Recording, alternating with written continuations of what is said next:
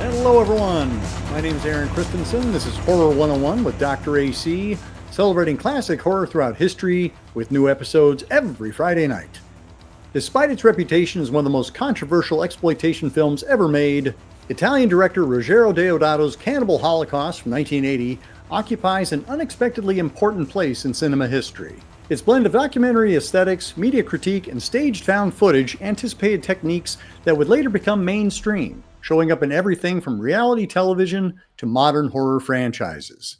The story centers around four American documentary filmmakers, presumed dead after they go missing somewhere in the Amazon. The television studio sends an anthropology professor, played by adult film star Robert Kerman, deep into the jungle in an attempt to track down the unaccounted for filmmakers, eventually stumbling upon a primitive tribe.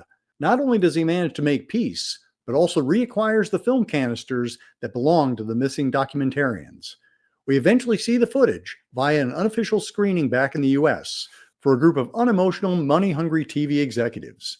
This footage consists mostly of the four filmmakers traipsing around the jungle and taking time out to abuse the local tribe members.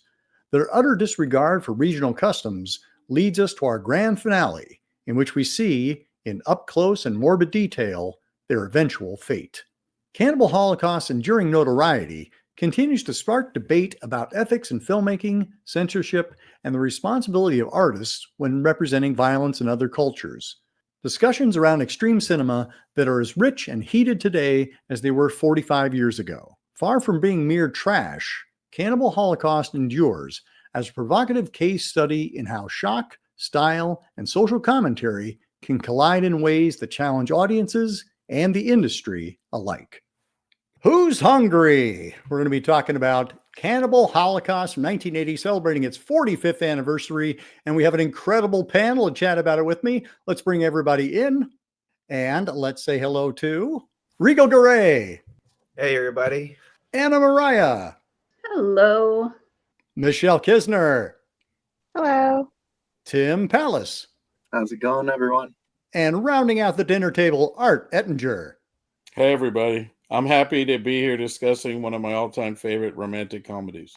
And said romantic comedy is Cannibal Holocaust, 1980, celebrating its 45th anniversary. And we will be talking spoilers. So please prepare yourselves, everyone.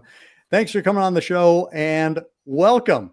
That was awesome, Art. You leaned forward. You got your massive Gates of Hell billboard. I had a tangled wire I had to attend to. It sets us off on the right note because here we are stumbling into the wild jungles of the internet as we discuss one of the most notorious movies ever made. Rigo, let's go ahead and kick things off with you. How did you come to this movie for the first time? Like many people, when I was a kid, I had a cool older cousin that showed me a lot of horror and metal and all that good stuff, and this was definitely on the list. And I found it at a record shop on Long Island called Mr. Cheapo's, and this was before I had internet or anything like that, so I was hunting for these movies just by foot, and I found a used copy of this one right here on the shelf for like $10, and watched it on my own and made sure no parent or sibling was in the room. And do you remember what your reaction was the first time? Yeah, it's crazy. I guess like as a kid, it just didn't really. Now as an adult, I'm like starting to think about it. I wonder if it traumatized me or something, because it just didn't really resonate in my head what I was really watching. And then when I rewatched it again 10 years later, I just couldn't believe my eyes, and I just really wonder if I just like was snapped into something else while as I was watching this movie. So I really don't. It just went in and out, Like, wow, I just experienced this thing that I don't know how to, Yep. It's like, we'll put that away for now. Yeah, exactly. Anna, how about you? So my first experience with this one was at a time when I was like trying to find sort of the most extreme examples of the genre. So stuff like this, or Martyrs, or top level of the most notorious, you could say. So it was like a test for myself. It was like a period of like testing how much I could handle or how much I could, watch. And I was really impressed by it. The whole presentation of the story of the film felt really like ahead of its time. And, you know, despite the subject matter, I thought like the framing of it was just really impressive and probably better than it had any right to be for being such a notorious film. So I developed sort of a fondness for it. I do still think it's a really crucial film within the context of the genre. Michelle, what's your origin story? So I saw it when I was first in my early 20s, and actually it was because a friend burned a VHS of it from one of his. Honestly, I don't know if when I first originally saw it, if it was even uncut or what version it was. My first initial impression was, holy shit.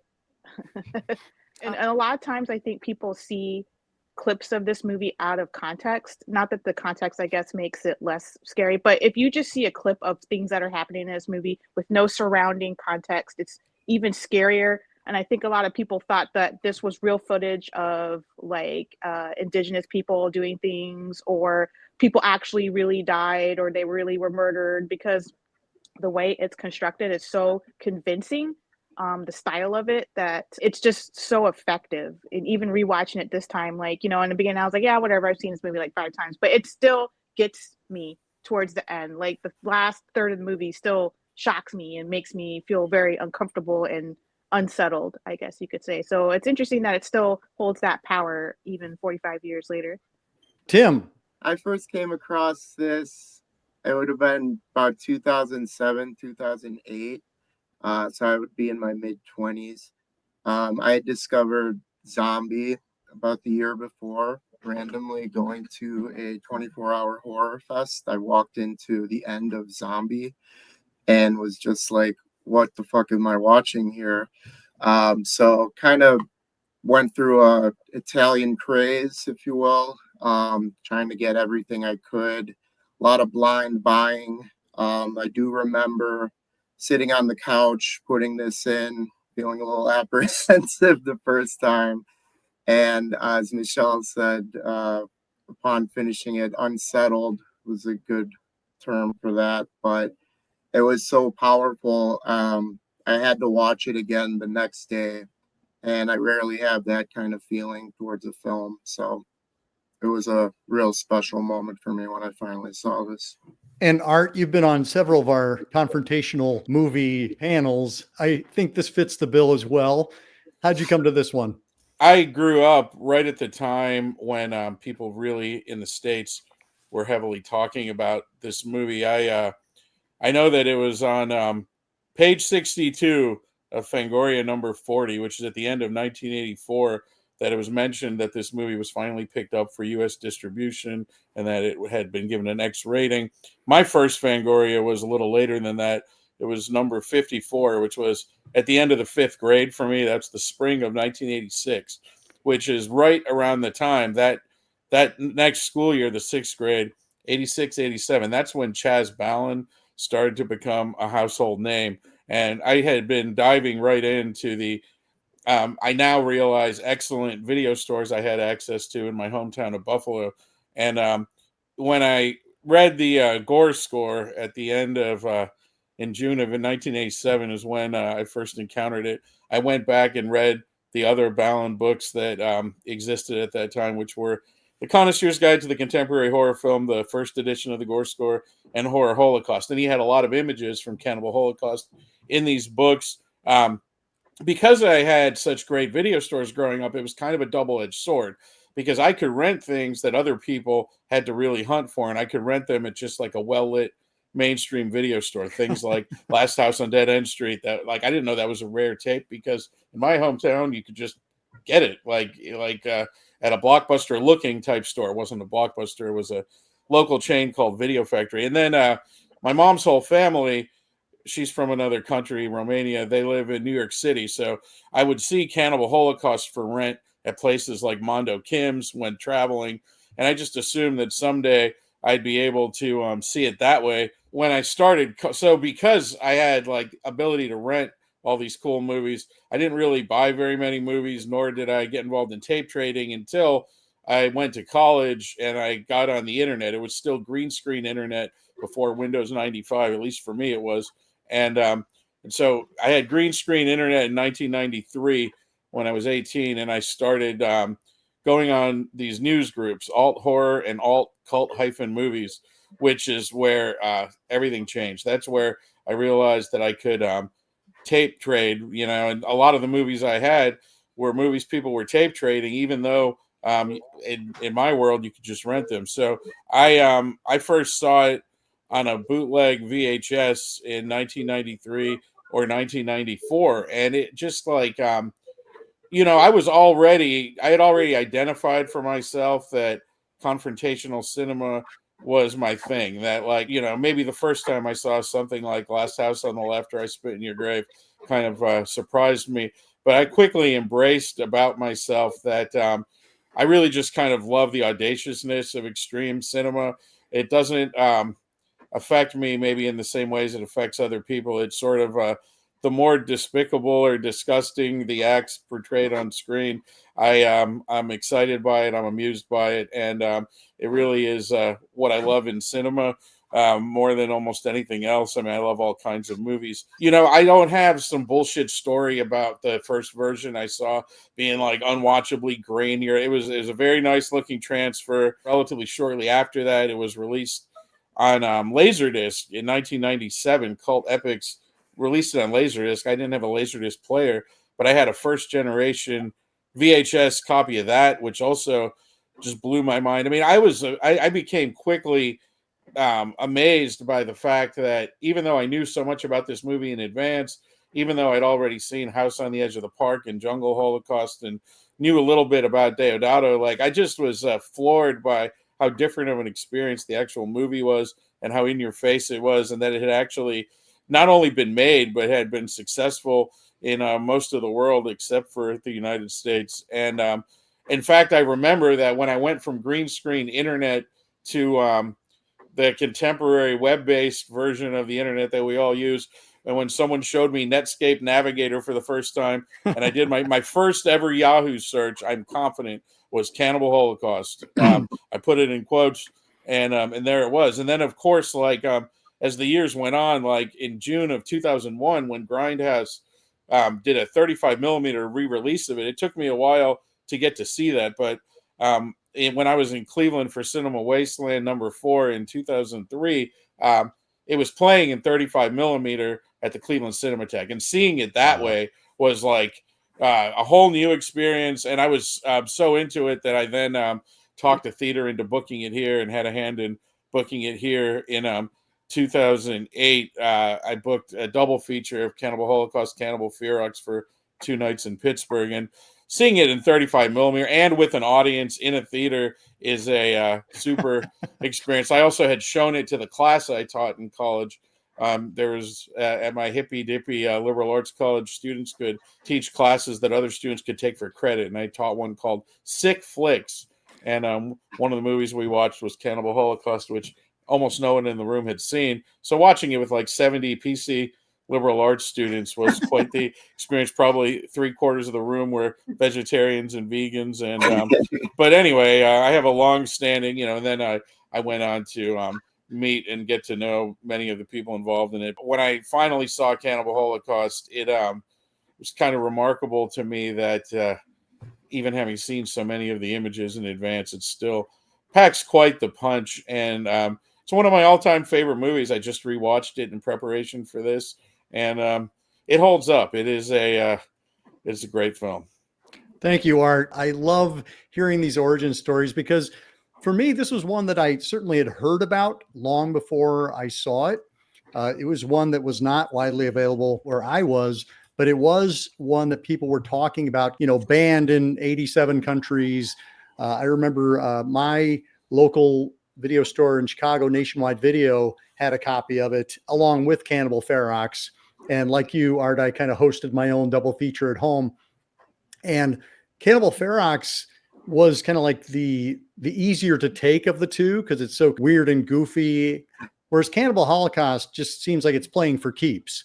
Mm-hmm. And when I put together my first book, Horror 101, I'm going to put Cannibal Holocaust in there because I think it's an important film. I think it's one that, is kind of the defining film of the Italian cannibal subgenre. I wanted to dedicate this episode actually to Lawrence P. Raffel, who wrote that essay for Horror 101. Lawrence has had some medical difficulties lately. He was just so key in introducing me to Italian cinema.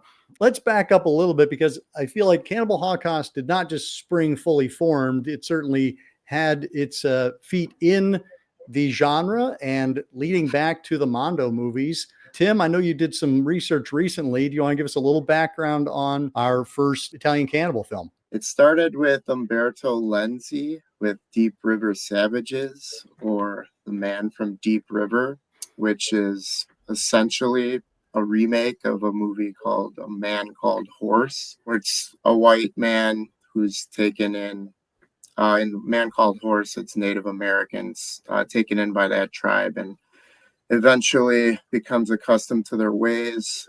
This take on that, we have Ivan Razumov, who is a regular in the genre, starting things off. And he's the one that gets lost in the jungle, taken in. So this is where the genre differentiates and finds itself, unfortunately, with the Mondo roots and showing actual animal killings. It is one scene of cannibalism in it. Producers wanted a follow-up. I believe Lenzi wasn't interested or was involved in, I think, Almost Human at the time. So Deodato came on board for Last Cannibal World. That's essentially a very similar story to Man from Deep River, although this one is portrayed as being true, where Man from Deep River, all they said were some of the customs of the tribes were true and portrayed accurately. This is supposed to be a fully true story here, and accounts of real tribes, which I find some of it interesting, very beautiful looking, some of the cave shots in that. Ivan Razumov's also in this. I'm not sure if I'm pronouncing it, Meme Le. She's the lead in Man from Deep River, and this goes on to Eaten Alive with Lenzi after this. But this one kind of really set the tone and foundation for the ones to follow. It certainly has its merits. Just, I think, gave Deodato the tools to get ready for what he really wanted to do with Cannibal Holocaust. Cool. Anna, how would you feel about giving us a little synopsis for Cannibal Holocaust? There's a film crew that has gone into the Amazon and has not returned home. Something's happened. So sent in after them is Robert Kerman's character, along with maybe like the best guide you could ever have. I love his like sidekick dude in there. It's just fucking amazing. So they're sent in to retrieve them, and then they find out they've been eaten, clearly. But they find, or they're able to trade like film canisters, pieces of footage that have been shot. So he brings it back to the television network, and they're like, we're just going to screen it. We're not even going to look at it. Everything's going to be great. And he's like, I'm pretty sure we should maybe take a look at this ahead of time. And this sets up, kind of the framing device where the footage is introduced to us as the audience, and it gradually just gets worse and worse and worse as it goes. And you see the atrocities that this film crew has created to stage these scenes, and to frame them as being these real things that have happened. But we're also given context that it's like, they've done this before. Like, we're fine with it until they're not fine with it. I don't know. I feel it's debatable that like Deodato was making this sort of social commentary. There's this like throwaway line at the end, I wonder who the real cannibals are. I don't think you get away with it that easily. Kind of a cop-out for everything that you've put us through prior to that. It's a fascinating way of presenting this story. Instead of just, I guess, what we now know as the straight found footage film, where we're the ones just watching whatever the lost tape was. The framing device is really clever. And it's also done in such a way that, like, they use actual footage of execution. So it blurs this line of like reality and fiction, even within the film. To me, it's probably the best way. If you're going to do a found footage film and make it believable, this is the way to do it. To have that framing of like, we're going to feed it to you slowly, no pun intended, or maybe it's intended now. Thank you, Anna. Yeah, I think the Mondo films kind of were these documentaries where you'd have film crews that would travel around and they try and document things in their natural habitat, things that were strange and weird and wonderful to a Western audience. And that's kind of where the Mondo films came from. And so to set up the characters of Alan and Faye as these kind of people who do that, who they travel around and they try to capture these things, but you also find out that they stage certain things to make it more exciting, more notorious, and more daring. So when we see them staging things in the footage that Kerman brings back, we are shocked, but we're shocked by not just the footage, but also the people who are perpetrating it. I think that Deodato is getting a message in there. I think that I agree that the last line is a little heavy-handed, but I don't think that you can deny the fact that he's showing that we are far worse than these quote unquote savages. And that's what I really like about the film, is that it does come away with a message that is uncomfortable, both on a visual level, but also on a visceral, emotional level. He's guilty of it though, too, Sure. with like the real animal deaths. Is he aware enough to know that he's making himself culpable in that statement? It almost seems like that he's sort of trying to be above it in a way that's like, it doesn't really work though. But I appreciate it.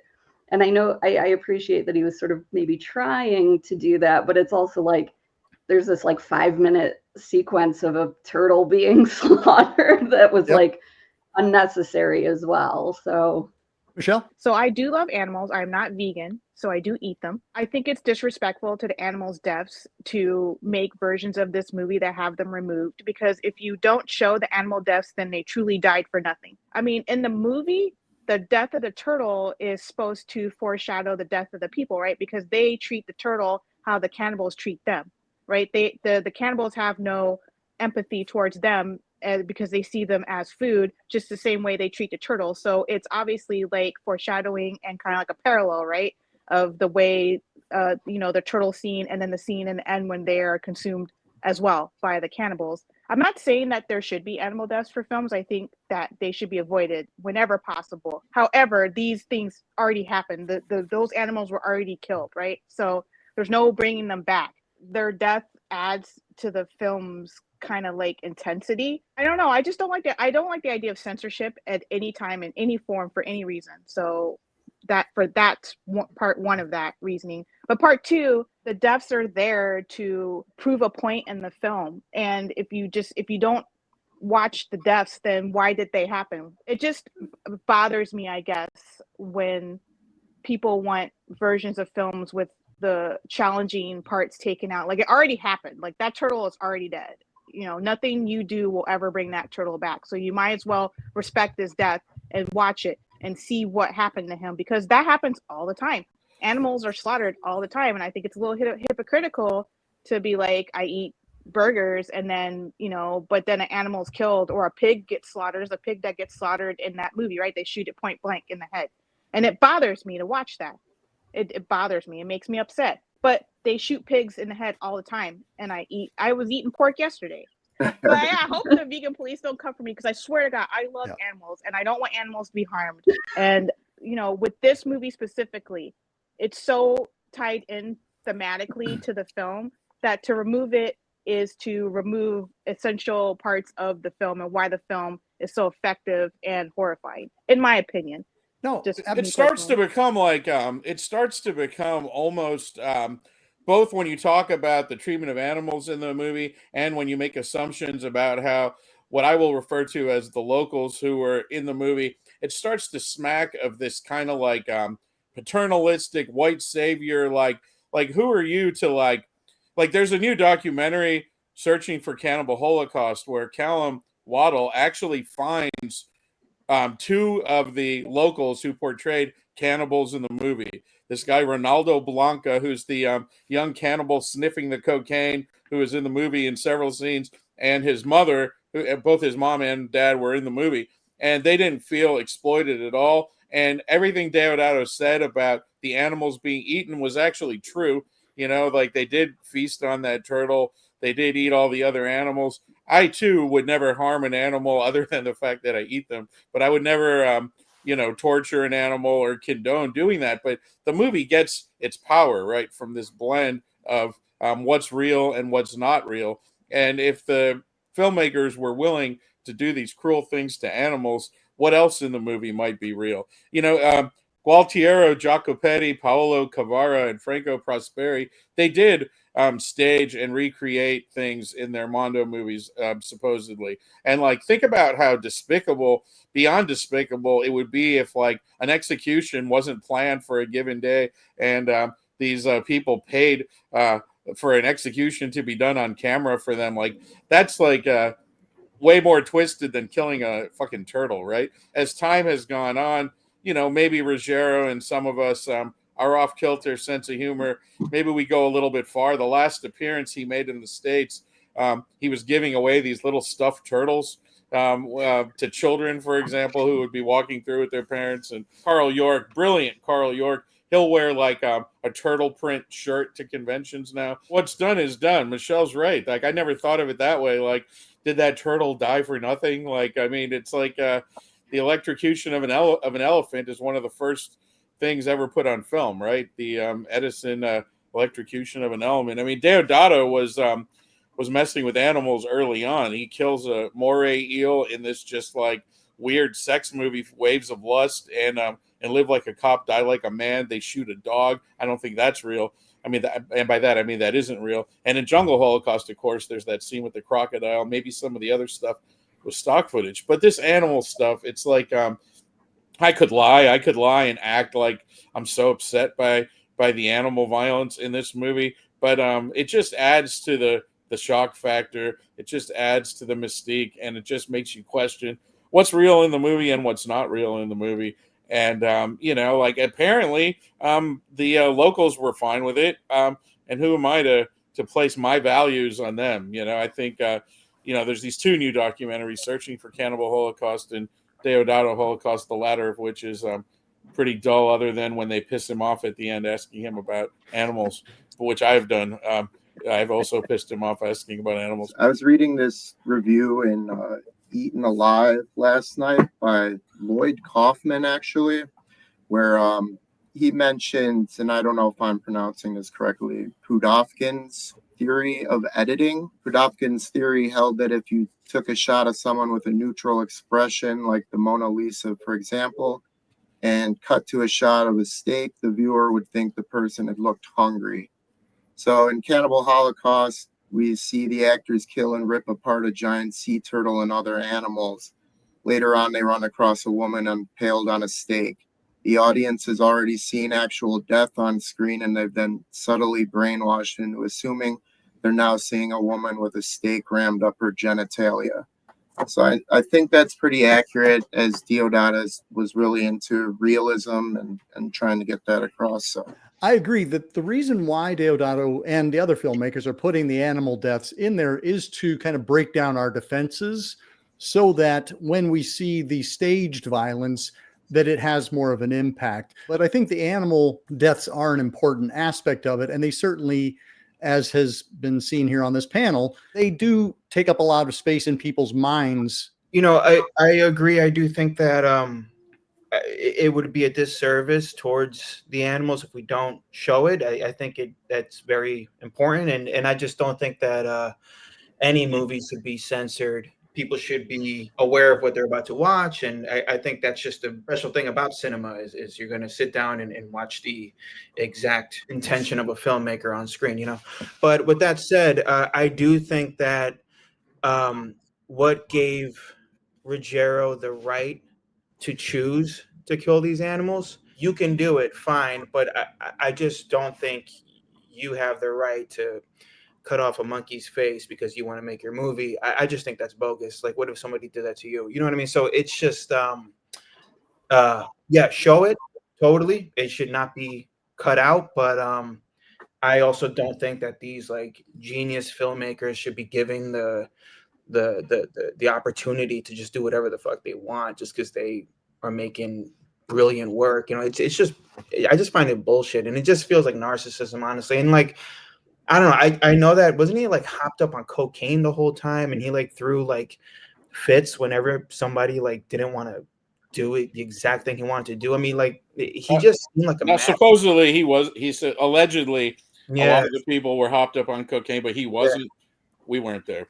yeah, no, sure. You know, it's just he just seemed like a madman, and I just think that I mean, ironically, he's talking about like, yo, who are the real cannibals, but what you know, or whatever. But I think the real cannibals are like narcissistic director guys who, you know, who, will cannibalize your soul if you don't get the right shot. You know? Yeah, I mean, I grew up on a farm, so I'm very familiar with animals being killed for food. And in some ways, I feel like people, especially those who do eat meat, should be required to see where their food comes from. I think there's a responsibility there. That's where that food that's on your plate comes from. And so to pretend like it doesn't happen, to pretend like animals don't go through pain. And now, when we have just scenes of cruelty, that's where I do go, you know what? That's not necessary. You don't need to have that animal fight that animal in front of your camera so that you can have the shot you want. But if we're talking about just killing a turtle for lunch, I don't have a problem with that. In fact, like I say, I think most people should have to watch where their food comes from. When I was rewatching, gonna watch the animal cruelty free version, but I decided to watch the full version. And I think that on top of like kind of what Michelle was saying about the foreshadowing, it's just really important kind of character development too, in the way some of them are reacting to it. Some Faye gets sick, but Luca and the other one, Perry, I think they seem to be enjoying it.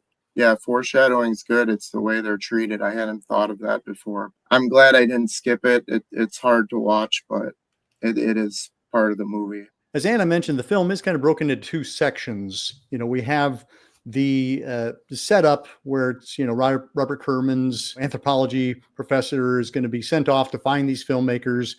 He has his encounters with the locals. He deals with them and convinces them to give him the footage so he can take it back. And then once we're back in New York and we're screening the footage, it becomes a different movie because we dip in and out of Alan and Faye and their crew's experiences. I'm curious what people think about that kind of two act. Like, how does that work for you as a viewer? Do you feel like you have an investment in Kerman? You end up being on his side? Do you think that it remains a little more neutral that way? Do you think it's Deodato easing us in? What are your thoughts on the way he presents it? Because he could have just given us a straight ahead story of Alan and Faye going into the jungle.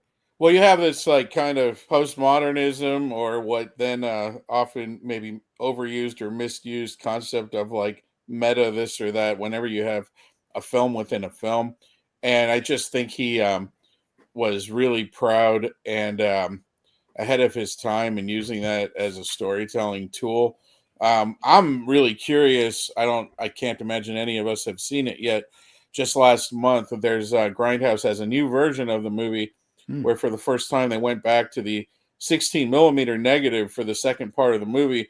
And the movie has 2 aspect ratios now. So instead of it being in 1 aspect ratio the whole time, when it switches to the found footage, it's going to be like an Academy ratio. And so they went back to the, the original negative for that. Now, that's not how the movie was intended. So who knows what to say about that until we see that version. But I can say when watching Cannibal Ferox and Cannibal Holocaust back to back theatrically, Cannibal Ferox is shot in super 16 millimeter like the found footage in Cannibal Holocaust. When you see the 35 millimeter footage in Cannibal Holocaust in the first part, it's like looks like has way higher production values. At home, video kind of distorts that difference. But if you've ever seen 16 millimeter blown up to 35 millimeter, it looks very grainy.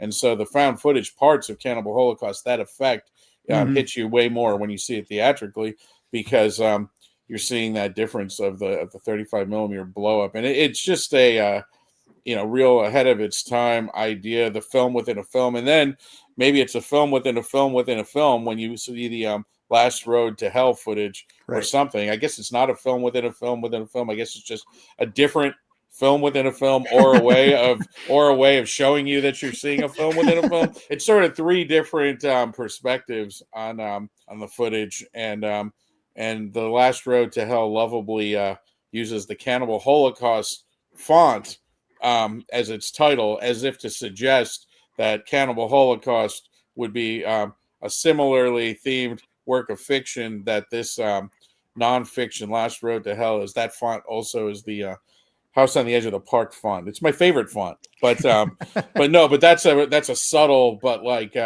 very clever not normally pointed out facet of this movie, is that by using that font, it's like a suggestion that you yourself are watching something like these real executions, with this placid Reitz Ortolani music, setting the stage, which is a whole other topic, but which we will get to, I promise. Yeah. I agree with Art where it was really ahead of its time.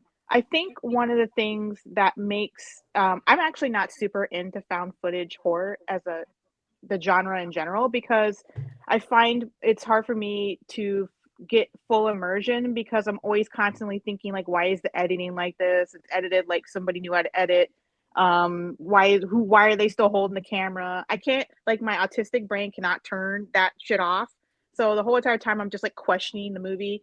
But Cannibal Holocaust is fantastic because of the way it's constructed. It takes away that notion, right? Clearly explaining why certain things are being. Also, it's the way that they film the parts with the filmmakers when they're in the jungle. It feels like somebody's literally just holding a camera and just filming pieces and parts of things happening, and it's not edited, fancy or anything, or has reaction shots. It's just somebody holding camera, stuff happened, which is great. Anna talked about this earlier, the idea of it being a criticism or critique, if you will, of the type of film that it is, but it's still doing the thing, right? So the idea is the audience later on, when the executives are screening it, they're kind of standing up for us, because they're reacting like we would be reacting, right? Because we're reacting the same way that they are to this footage. Because it'll show a sequence of fucked up stuff, and then it cuts to the executives, and they're pearl clutching, and you're in the same position. Then you're like, God damn, crazy shit.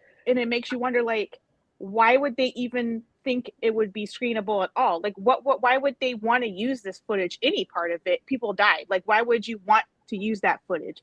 Because death sells, sex sells. All those things are marketable. This is a slight off kilter thing, but it's still kind of related. Coincidentally, a couple of months back, I went down a rabbit hole of, I wrote his name down, Issei Sagawa. He was a Japanese cannibal in the 1980s. He killed and ate a Dutch exchange student that he was going on a date with. And due to some weird kind of shenanigans with him being deported and being said that he was insane, and then he went to Japan and they said he was sane, so he actually was freed. So he killed and ate somebody, and then was subsequently a free man after that happened.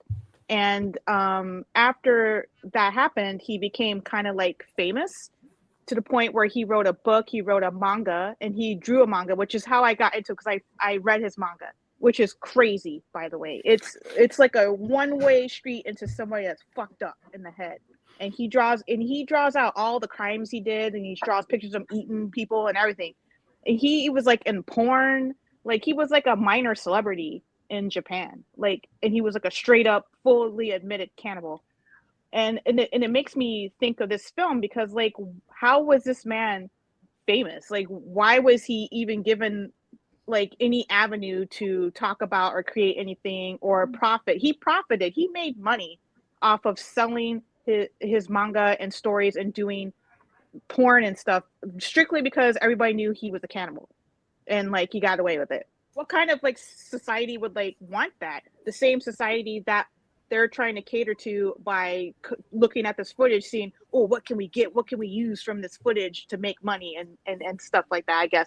I guess the film's kind of critiquing that, but it's also doing the thing. It also made the film, and we're watching it and consuming it and paying the money for it too. So it's like doing the thing and critiquing the thing simultaneously, which is okay because two things can be true at the same time. This case that Michelle's talking about, there's an awesome 1989 Aldo Lotto movie from Italy called Love Ritual. That's a dramatization of that case, starring Beatrice Ring from Zombie 3, that has never been released on DVD or Blu-ray, but there was a Japanese video cassette of it, so it is out there, and it's a must-see. It's a really cool movie, and I think that case, and of course, Jeffrey Dahmer, those cases were like very much in the public eye at the time that I first saw Cannibal Holocaust in the early 90s. But yeah, check out Love Ritual if you haven't already. It's that case is, like Michelle was saying, around the world is extremely well known. Maybe not stateside, but there is a cool Italian movie about it. It's really a smart move to do it that way, because in a storytelling aspect, I think if he had just done it as like two equal halves, like, okay, here's the guy going to get the footage, and then just here's the footage just all the way through, like people would tap out, or they would like kill themselves or something, or just be like, I can't, right? That much just unmitigated horror being thrown at you in the back half too. So it's really clever to have these little moments of like relief. And then also with the knowledge that it's like, okay, we're going to pause. It's going to get worse. You have a moment as the audience to kind of go, okay, I can just stop right here. I think I've seen enough. And it gives you that, like, I don't want to say necessarily like catharsis, but it's kind of that like rising and falling action, right? Like, okay, we get a moment. And then we're back into it. And it's like, oh my God, it was worse. Like, why didn't I listen or whatever? Or it's like, or you take the other route where you're like, I want to see more. I want to see how much worse this can get. Because I think I've seen some pretty bad shit here. But what do you mean there's more? So it plays into that like natural human curiosity.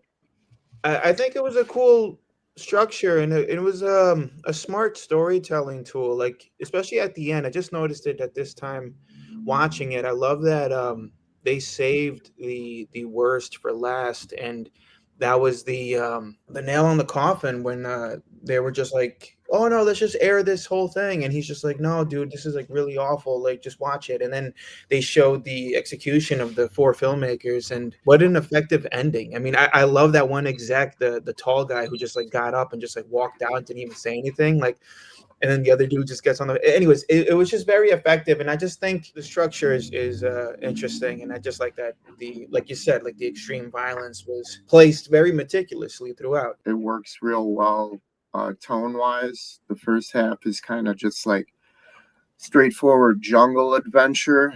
There's some tension at parts, but you don't real feel any danger. You're kind of seeing beautiful settings, and things aren't going as expected what you might think going into this movie. So it kind of sets you up for that punch in the face once you do get that footage. The way it's shot, different film stock, the way it's edited, everything like that, it just adds to the realism on some of the other stuff that we've already seen. And I do think it's important to see it in chunks like that, with breaking it up a little bit. Seeing Robert Kerman, some of the interviews, might not seem important, but I think it's important just to get the viewer through the film, kind of settle things down a bit. And then, yeah, like Anna said, like, okay, let's do this. We're moving forward. I think it's really well done. I did read Deodato was inspired. He heard there was something film, like maybe a Mondo type thing in Africa, when an Italian news station decided not to show it. So that's kind of where his idea came from. I just want to add one other thing about the found footage idea, and kind of like piggybacking off of what Michelle said, because I have the same issue too. Like, if a found footage is too structured, or my biggest pet peeve is when there's non-diegetic music in a found footage film. I'm like, no, wrong. Like, where's that music coming from? You can't have that. And this movie, I didn't realize it, but it fixes that problem before it was even a problem, because he's like, oh, our editing guy has like already added some stock music to this. And I'm like, oh my God, like, I'm so happy about that. You perfectly picked up my segue, because I did want to talk about Riz Ortolani's score, because I think it is another aspect that sets this movie apart. It doesn't give us a traditional horror soundtrack. It is something quite different indeed. It was maybe like 1 or 2 record store days ago that there was a release of the soundtrack on vinyl. And wow. I'm like, I gotta buy that with all of my like Art Blakey and Wes Montgomery records and shit like that. And I'm like, I have to have it. I think it's an incredible soundtrack, and it works so well. It's a soundtrack that you immediately know. It's instantly recognizable. If you've seen the film, you're always going to think of it. Even just that opening tune, or any song from the soundtrack, you know exactly where it's from. It's such an incredible juxtaposition, though, because we have this intense, incredible horror on the screen, and this most like beautiful lilting soundtrack, and it adds to that horror in that way. You're audibly disjointed, you know, in your mind. You're just like, okay, none of this makes sense, and it's so effective. Yeah, the scene you're talking about where they're setting the natives' huts on fire while the music's playing, it doesn't make sense. Like, this isn't something that should be happening, and yet it is happening before us. The one it scares me the most is the like pew pew pew pew pew Yep, one yep. part. It just gives me like goosebumps every time I hear it. It just makes everything so much more intense. It kind of plays into the idea that they're trying to make something horrific palatable for people to watch for merchandising purposes. Not the film itself, but like the film within the film. The executives, right. They're trying to make it to where the executives can sit through the footage, because obviously the guy that added the stock music, right, he had to watch the footage to add the music, right? So he watched it and he's like, shit, man, I better put something on here to kind of get these guys to be able to sit through it. So maybe I'll put something a little bit comforting, I guess. So, but it's kind of weird because there's like a comforting theme, and then there's more of the pew pew pew pew bad shit's happening theme. So he knew something was going on, you know. Like, I don't know, it's very hard to pull off conflicting tone type things like that, because some lesser made movies try to do this and it's just really distracting, but it's not in this film. It somehow works perfectly together. The beautiful music and the most horrible footage you've ever seen in your life. Like, they just go together so well. The only thing I'd add is I've had a few roommates over the years that, believe it or not, did not want to watch Cannibal Holocaust when I put it on.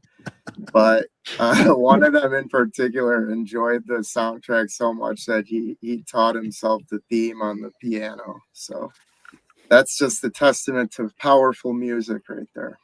Riz Ortolani only worked with Deodato on this and on House on the Edge of the Park, maybe possibly some TV episodes. We were singing. So I've had the privilege. I interviewed Deodato in Italian in 2004. And then over the years, I've spent time with Deodato, Carl York, the brilliant Carl York, Mr. Kerman, Ms. Chardy, and Lamberto Bava. But the last convention that Ruggero was at with us in the States at Schiller before he died, we were singing as a group, Carl York, me, Deodato, and the others in the room. We were singing the theme to Cannibal Holocaust with the following lyrics: Deodato, Deodato, and then the end. I'll cut to the end so you don't have to hear me sing the whole thing.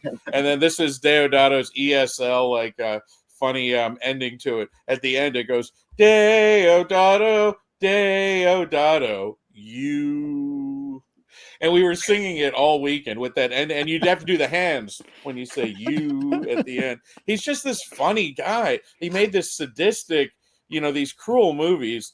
and he's just this like jovial old man sitting there singing this like absurd and then we were also in the at various points in the weekend singing the and like seeing this like guy in his 80s like energetically singing that was quite amusing. But I have to ask a question really quick of Michelle. When you see that opening shot of Cannibal Holocaust, Michelle, with this like placid music that most of us get this like relaxed vibe to, as an air traffic controller, are you freaking out about how to land that plane in the Amazon? Are you like, holy shit, like what like would that be like something you're thinking about when you watch that aerial footage, or no? Well, if they were landing in Amazon, they would very likely be VFR, which is visual flight rules, and they would use what are called ground references to ascertain a spot that is clear enough for them to land. So they probably wouldn't be talking air traffic because they're also flying very low as well. But it doesn't like freak me out. But I will say, as an air traffic controller, the 99% of air traffic or plane related stuff in movies is wrong. And it's like crazy to me that there's not one motherfucker they could ask. Like, ask me shit. I like movies. Call me up. Ask me if it's like, accurate. It never is. No air traffic talking is ever accurate. Nothing. I always do think about like stuff like that though, especially like helicopters and like biplanes and stuff, the ones with the little like, the little floaters on them and stuff. I actually talk to those kind of planes quite a bit because my job is by a lake in Michigan. So they call me up flying around the beach and stuff, and then they land in the water and they take off. But yeah, they were definitely at their own risk doing all that stuff. I can't even imagine how scary it is to land in the Amazon jungle, let alone after you land, trying to figure out where you're at and all that kind of stuff. See, Art, this is why I have these panels, is because people are going to say things I would never think to say. So thank you. This is actually my second time subjecting Michelle. The last time was when she and I did an episode about Q, the winged serpent. I asked how she would feel if she saw Q when she was looking at items in the air, and what she would do. So how she would identify it. Yeah, like, and she again gave a very straight, very educated answer, of course. So. No other horror panel is going to have these kind of responses. Anna, did you have something you wanted to throw in? No, I was just going to say the Amazon is huge, guys. I've been there. So like the river itself it's a lot wider than you think and what you see from those shots. So like, don't worry, they have plenty of space. The score, the theme, which is the beautiful thing that we all know and we all had as our ringtones at one point, but you got that right. Yeah.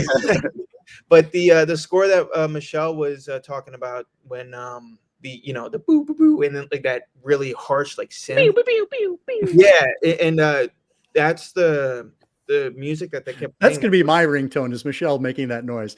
Yeah, you should just do a cut of all of it, a different score.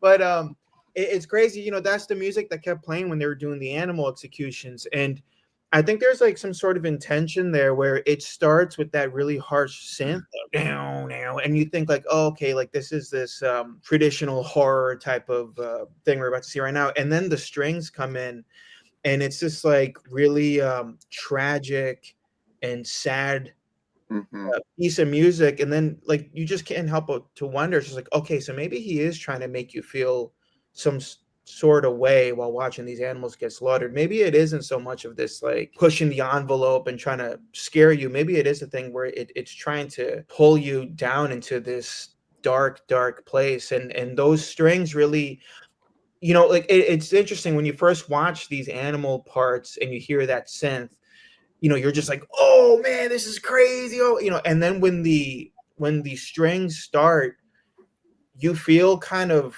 like you need to take a shower, like something about you as the viewer, you sort of feel this almost guilt inside, and I think the score definitely partakes in that, There's two items we haven't talked about yet, and I'd like to address both of them. One is kind of the Art, I think you alluded to it a little bit, but the portrayals of the indigenous people, seeing them as other. They are uncivilized. The truth is they have their own civilization. It just doesn't conform to our beliefs of what a civilized world is like. But I did want to kind of talk about what people's feelings are about the portrayals of the natives of these movies, and not just specifically this movie, but the Italian cannibal subgenre as a whole.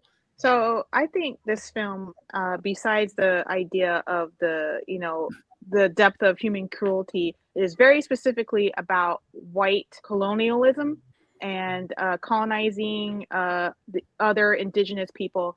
And I feel like there's this really interesting through line in which one of the female filmmakers discovers that she is on the same level to these white men as the indigenous folks, because or like the midpoint of the film, they burn the village, and one of the white filmmakers is so like aroused by the violence that he caused that he just like immediately starts to have sex with her. I think they're dating too, also, but yeah, like he just like immediately like starts wanting to have sex with her. So they have sex in like this flaming rubble of this village, right? And then later, they come upon one of the indigenous women, and they rape her. And she's like trying to stop them.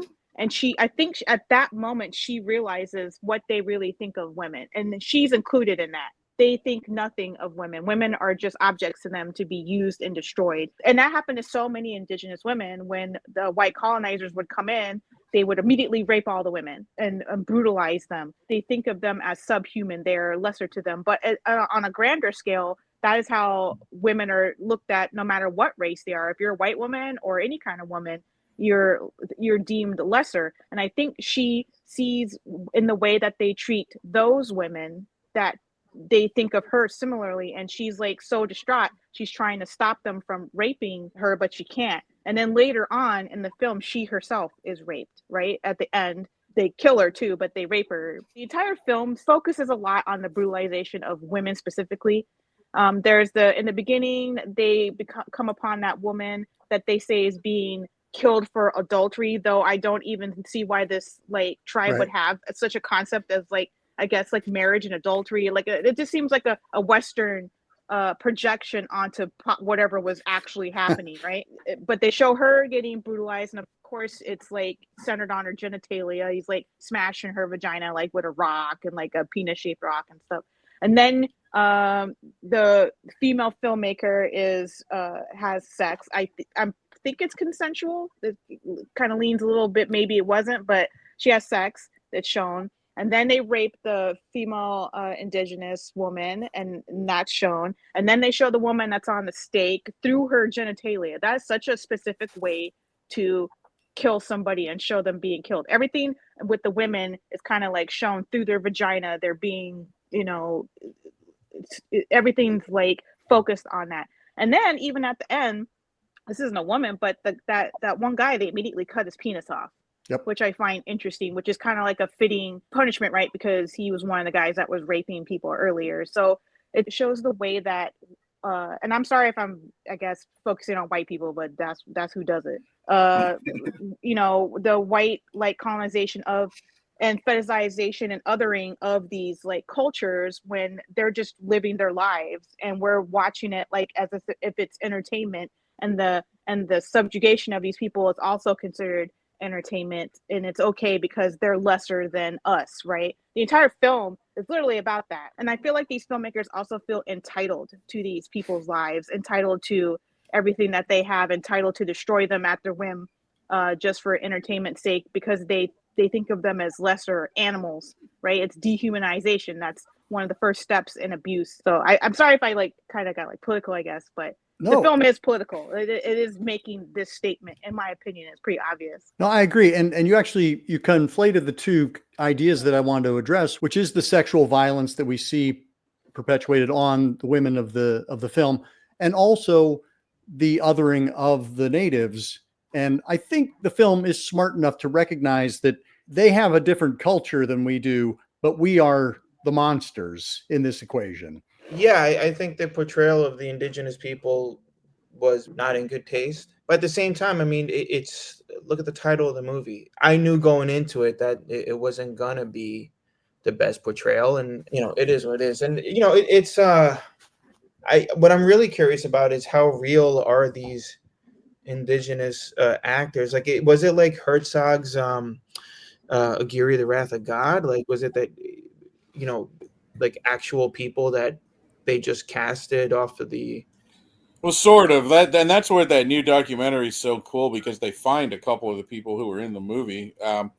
I think they were people who lived in that town or lived in civilization and had physical features similar to indigenous people, and they were cast, not really going into the Amazon, like the part of the Amazon they were filming in. People don't really live in right there.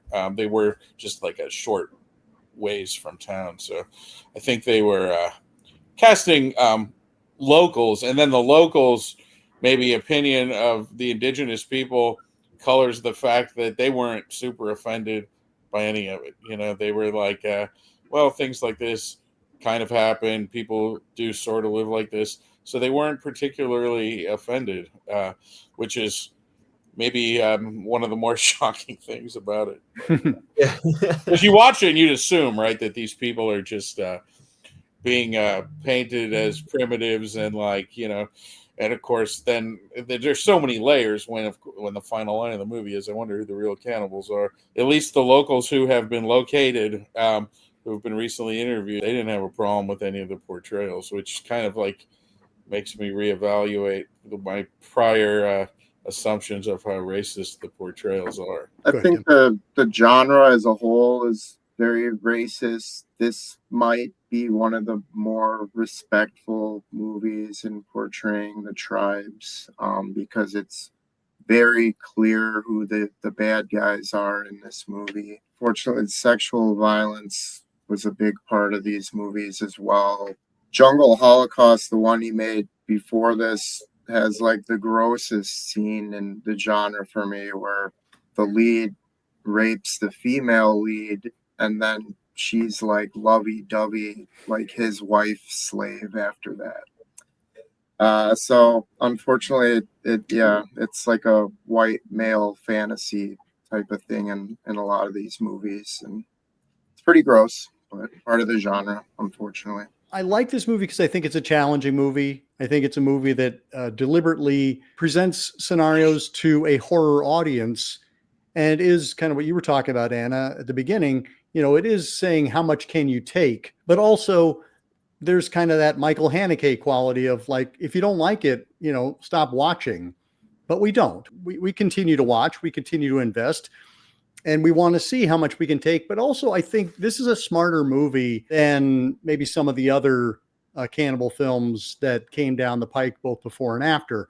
I think it is trying to say something while at the same time being the thing that it's saying something about. I think that's valid. I think you have to be willing to go there as an artist in order to critique the art that you're making. You can't just sit back and judge without going into the trenches and saying, here, I'm going to make something that actually questions it, and you're going to watch, and then maybe you question it as well. Well, one of the things that and I have a whole little topic that I'm going to touch on quick. One of the fascinating things about Cannibal Holocaust is that this is a commercial movie. This is not some underground little movie. This movie was a smash success all over the world, and like the U.S. history of it is what I want to get to briefly, because it is like more interesting, and the more I learn about it, the more interested I get in it. But like, this was the number 2 highest grossing movie in Japan in 1983 after E.T. And like, that is there's this idea, I think, before that, you know, these sick movies are for such a niche audience, but they're really not. If you make them available to people, look at the Terrifier movies. I don't particularly like the Terrifier movies, but if you make extreme content available to the masses want it. You know, who would guess that the general not, public would be embracing the Terrifier movies? Right, exactly. So but what's amazing about the U.S. release of Cannibal Holocaust is it happened really late. Like, it was from June of 85 through October of 86. And when it first opened in New York City on June 14th, it opened on over 24 screens. But crazily, 2 of those screens were basically right around the corner from each other in Times Square. And what's amazing to me is the Harris had a capacity of 1,202 and the embassy of 556. So you had almost 1,800 seats available for people to see Cannibal Holocaust on just 2 of the nearly 24 screens in New York. And then there's this sketch comedy movie called Outtakes from 1987 that shows people picketing outside of the embassy. And I still can't tell if those were real picketers or staged for the movie. But what was amazing to me was that Variety sent its reviewer like into Times Square, into the embassy to review it. But what was amazing, forget the original release. What's amazing is as the months went on, it played in like these like mid-sized shitty East Coast cities like Allentown, Lancaster, Scranton, and Baltimore. Baltimore's not shitty, but you could Apologies see it, to Lancaster, like, everybody. no, but you could see it in these mall multiplexes. Like it played in mall multiplexes, and so you could go to like your local mall and see Ferris Bueller's Day Off, Stand By Me, or Cannibal Holocaust, and then instead of like a self-imposed X, most of these unrated 80s movies had like no one under 17 admitted. Cannibal Holocaust, it was like a self-imposed R, even though it had been rated X, which they sent back and like decided they didn't want that rating. It just said, you can't come in without a parent if you're under 17. But then like around the world, like the Japanese videotape, the first edition was released by CBS Fox Home Video and has a trailer for The Empire Strikes Back on it. Like you put in your tape of Cannibal Holocaust and you see like Chewbacca. Well, in Japan, the movie just had a 40th anniversary theatrical reissue in 2023, and the girl on the stick, they had standees, giant standees of the girl on the stick in commercial movie theaters in Japan. This movie in the States was advertised on TV. It's not on the DVD or Blu-ray, but you can see on YouTube like television spots for Cannibal Holocaust. But the most fascinating of all is think about how different this movie would have been, its history, at least here, would have been if it had gotten a commercial VHS release. I mean, House on the Edge of the Park did, and that was from the same production company, and Vestron Video released it. And Vestron Video, they were video giants. They had 10% of the U.S. video market at their peak. They were approximating $350 million in sales. They were publicly traded on the New York Stock Exchange.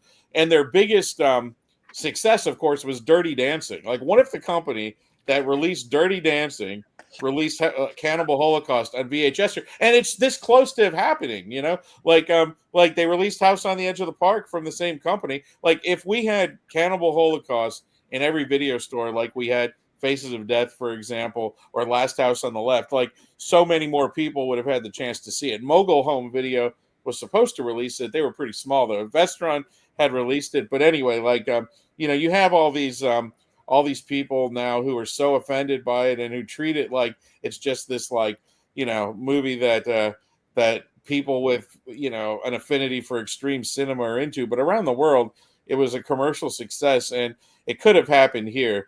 But it certainly did not. But I call people who have negative shit to say about this movie, I call them Cannibal Holocaust deniers, which I think is funny. Maybe other people would not, but it's wordplay. It's certainly not a Holocaust joke, but it is. I call them Cannibal Holocaust deniers, and I'll shut up now. But like this movie could have been like a much more commercial film in the States had it been handled just like slightly differently. So. Well, you lead me to my final thought, which is I think it is the banner for the Italian cannibal subgenre, but it is certainly not the only one. Tim gave us a few background films, but there was an actual genre. So I wanted to just kind of throw that out to the panel. Like, what are some ones, in addition to Cannibal Ferox and Cannibal Holocaust, if folks are fans of the Italian cannibal subgenre, what are some films that they should seek out? And Tim, I know you've seen a few of them lately, so I'll throw the ball to you first. If you're into bad cannibal movies, I highly recommend Bruno Mattei's 2004 effort, Cannibal Holocaust: The Beginning. It's basically exact scenes from Cannibal Holocaust, but I'm recommending it based on the ending where the network decides to air the footage, and except for the part where the documentarians die, they're going to insert virtual people for them so they can continue to make more episodes of it. So I thought that was amazing. If you want a good one, I'd go with Eaten Alive, 1980. That was Lindsay's return to the genre. Came out theatrically a month after Cannibal Holocaust. I find it much more entertaining than Cannibal Ferox, but that's also one I'd say you need to check out. I liked Cut and Run, the one with Michael Berryman. Wasn't that also a Ruggero movie? That was that before or after Cannibal Holocaust? It's after. It's 85, I think. After, okay. I gotta say, Cannibal Apocalypse, I think, is a really good one because it also is like Vietnam War commentary. Like, what did these guys bring home, when they went over there? And it stars John Saxon, so that alone should make you watch it. I second Anna's recommendation of Cannibal Apocalypse. That's incredible. And Giovanni Lombardo Radice, of course, is in both that and Cannibal Ferox, where he gets his dick cut off. But my two cannibal recommendations, and I think I've seen every one of the cannibal movies, at least the known ones. My two personal recommendations, Cannibal Terror, which most people think is just pure schlock, which it is, but it's a Spanish cannibal movie, and it's a genre bender because it kind of mixes a rape revenge subplot with a cannibal movie. But yeah, Cannibal Terror has a couple of different theme songs, and unfortunately, I think the main version available now has the kind of calypso music, but there's also this like crazy upbeat, I don't even know how to describe it, theme song to it. But yeah, that was a real favorite of mine back in the tape trading days. I also think that Dr. Butcher MD, now referred to as Zombie Holocaust as it was in Europe, I think that the scene where the zombie meets the cannibal is just movie magic because they look at each other and he's like, "Arr." And putting zombies and cannibals in the same movie was a brilliant idea. So Dr. Butcher MD and Cannibal Terror. Of course, you have to watch Cannibal Apocalypse and Trap Them and Kill Them and Man from Deep River and Jungle Holocaust and blah, blah, blah. But really, like, if you have to just pick a few, Cannibal Holocaust, Cannibal Terror, Dr. Butcher MD, and Cannibal Apocalypse. That's as short of a list as I can do, as much as I did also love the 2003 or 4 Bruno Mattei movie that you described. That was a fun one as well. I did want to talk about The Green Inferno because I don't think it's a good movie. However, the cannibal scenes in that movie are top notch. Like once the cannibal stuff starts happening, it's like outstanding. I also think it's cute he named it The Green Inferno, obviously, because that's what they were going to call it in the Cannibal Holocaust. I'm so torn about Green Inferno because I was super excited when it was first coming out. I was like, man, this is gonna kick ass. And then it kind of like was lame in the beginning. I think it's more lame because I didn't like any of the characters. They're really annoying, like hipster college kids or whatever. And like, I guess the point kind of is to make you like, oh wow, I can't wait till they're eaten, I guess. Like you don't feel sorry for him. You're just like waiting for the cannibals to get them. But I thought the cannibal stuff itself was good. Also, I guess Eli Roth, I watched some kind of background stuff. He was like super cool with all the extras. Like all the people that play the cannibals had so much fun making that movie. There's so many behind the scenes where he's talking to them and they're talking, or they were having a blast. Like it will show them like eating people horrifically, and they'd be like cut, and they're like, they're like yay. They're just, I don't know. It looked like it was really fun shoot for them, I guess.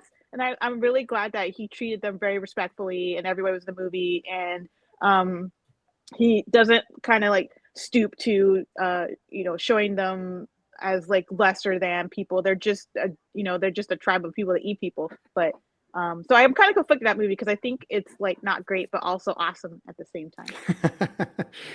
One we didn't mention is Emmanuel and the Last Cannibals by Joe D'Amato, which I think is... I mentioned it. Trap Them and Kill Them. Oh, sorry. I mixed that one up with Make Them Die Slowly. But yes, I love Emmanuel and the Last Cannibals. I think it's a fun diversion because it mixes the sexploitation with the cannibal exploitation subgenres. I also want to do a quick shout out to Weird Cinema, which has a great little YouTube feature on all of the Italian cannibal films. I'll include the link below in the description of this video because it's well worth checking out. It's over 2 hours long, and it goes deep into the history of the Mondo films and takes you all the way through each one of the Italian cannibal films that we talked about here. Let's bring things back around and talk about our final thoughts on Cannibal Holocaust. Thank you so much. It's been an amazing conversation. Rigo, go ahead and kick us off. I mean, I think there are moments in the movie that are beautiful, like that whole part where they're shooting the village being burnt down, and it's like you see the fire, and then behind the fire are the filmmakers burning it, and then you have like the score over it, and it's just, I don't know what version of the movie I have that just those colors pop so beautifully. And then there's other parts that look like shit. So but it's all part of the charm of the movie. And I think that there are parts that I appreciate a lot, and I love this genre. I love horror movies, and I love shocking movies, and I think that it's an important part of cinematic history. But that also doesn't mean that I don't have the right to shit on them every once in a while either. So and that's why I love these kind of movies. So it's it's one of my favorite things to talk about, and I'll just leave it with, I took a journalism class many years ago, and I did my project on Cannibal Holocaust, and these are all students that don't mess with movies, especially horror movies, and it's great. Like, they were all hooked on the presentation the whole time, and this one kid, he was like writing down. He's like, "What's the name of that movie?" I'm like, "Cannibal Holocaust," and I'm like, out of curiosity, you want to watch it or something? He's like, yeah, and I'm like, why? He's just like, morbid curiosity, bro. And I'm just like, okay, that's kind of, so it is, it's interesting. It's like what Art said before, all of us, it's in our nature to kind of want to seek out, the craziness, and I think we should. Well said. Anna. This was kind of a test again, because I don't think I've watched the movie since, it's been 10 plus years since I watched it. Because I think the last time I did watch it, I'm guessing maybe around 2001, when they were like screening it in places around the country, and it was at the Music Box, and it was the full 35 millimeter version of it. And I think after that, I was like, I don't know if I ever need to see this again. I feel like I'm kind of good. And then you brought it up, and I'm like, all right, let's go back to it. Like, let's try this one more time. And I'm so grateful for that opportunity, because I think I was dreading it. And then after this discussion, it sort of reignited my, I don't want to say I'm fond of the movie, but I am kind of fond of it in that way, and in the cultural context and in the historical context of it within the genre. It's really a crucial film. Am I going to recommend that people see it? Probably not, or with a lot of warnings ahead of time.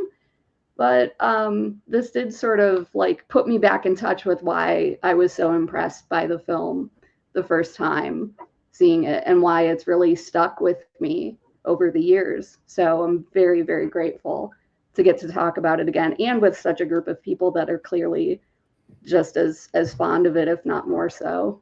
Thank you, Anna. Michelle. First off, I want to say I thoroughly enjoyed the conversation, and I've also have a list of new movies to check out. Thanks to everybody. And also, I hope somebody else that watches this is inspired to actually sit down and watch the movies for themselves if they never have. There's kind of this thing that's like in our modern society where people like watch things vicariously through other people, like they watch reaction videos or people summarizing things instead of actually experiencing it for themselves. So I would hope maybe if somebody was in that camp after watching our discussion, it would inspire them to actually sit down and just experience the full movie for themselves. Because I feel like this movie has a lot of, it's like infamous, and there's a lot of judgmental people that if you say you like this movie or you watch it, they judge you as a person for some reason. Like when I rewatched it like maybe a couple years back, and I posted on Facebook, and everybody was like super judgy about why do you own this movie? Like, I didn't make it. Like, I didn't kill the turtle personally. Like, I'm just watching the movie. Like, everybody was like super like judgy about it, when at the end of the day, 99% of it is fiction and it's art, and maybe it's something you personally don't like, but I feel like people should watch things for themselves before judging it or other people that enjoy it or just consuming it. So I hope we inspire somebody to sit down and watch it themselves. Thank you, Michelle. Tim. Yeah, it's a really powerful movie.